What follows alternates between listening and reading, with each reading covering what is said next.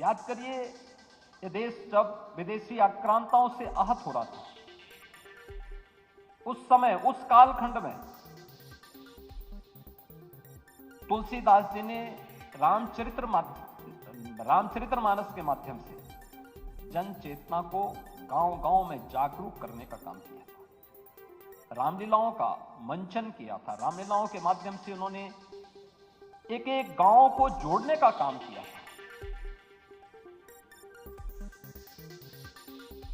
आज भी गांव-गांव में रामलीलाओं का आयोजन बिना किसी सरकार की आश्रित होकर के आम जनमानस करता है, उसी श्रद्धा भाव के साथ। सभी पात्र उसी गांव के नौजवान बनते हैं, उनके अंदर कला एक नए रूप में देखने को मिलती है।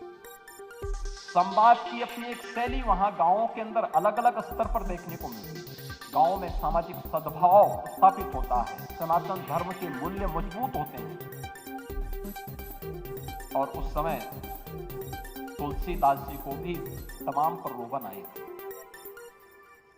बहुत सारे लोगों ने कहा तुलसीदास जी को कि आप भी बादशाह के दरबार में आइए, आपको भी नवरत्न से लोग सम्मानित करेंगे। उन्होंने कहा कौन बादशाह? कहा अरे राजा भारत का। उन्होंने कहा नहीं, भारत का एक ही राजा है और राम है। और भारत की रामलीलाओं में आज भी यह मंत्र और यह नारा गूंजता है, बोले राजा रामचंद्र की जय की बात ये तुलसीदास जी ने उस कालखंड में दिया था नारा। उन्होंने कहा था नहीं, भारत का एक ही राजा है, वो केवल राम है, राम के अलावा कोई दूसरा राजा नहीं हो सकता है। ये है एक संत की निडरता, निर्भीकता। याद रखना, जो मैंने कहा लीक से हटकर के जब भी हम काम करेंगे वह विशिष्ट होगा, लोगों को आकर्षित करेगा, लोगों के लिए प्रेरणादायी बनेगा। प्रभु श्री राम की कथा इसके बारे में हमारे सामने नहीं एक उदाहरण प्रस्तुत करती। युग तुलसी के रूप में विख्यात पूज्य राम किंकर जी महाराज के पूरा जीवन तुलसी साहित्य के प्रति, मानस के प्रति समर्पण का था। उसकी एक विशिष्ट व्याख्या और चिंतन के माध्यम से एक विशिष्ट शैली का उन्होंने सूत्रपात किया। हमें इस बात को याद रखना होगा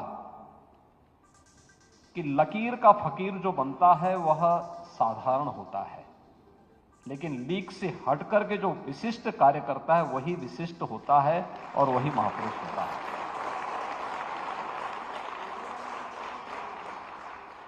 अपनी कथा के माध्यम से, अपने चिंतन के माध्यम से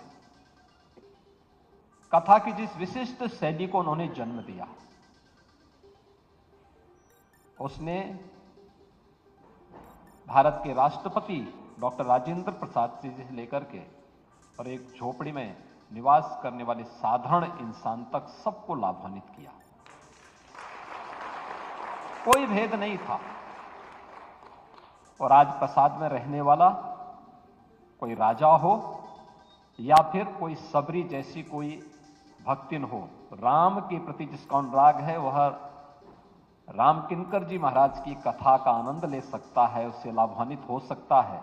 यह पूज्य महाराज जी की कथा के माध्यम से हम सब ने देखा और लंबे समय तक उसी निष्ठा के साथ, उसी भाव और भावना के साथ लगभग 60 वर्षों तक, 6 दशक तक उन्होंने मानस के माध्यम से सनातन धर्म की, देश की बहुमूल्य सेवा की और उनकी इन्हीं सेवाओं के प्रति कृतज्ञता ज्ञापित करते हुए 1999 में भारत सरकार ने उन्हें पद्म पुरस्कार से सम्मानित किया।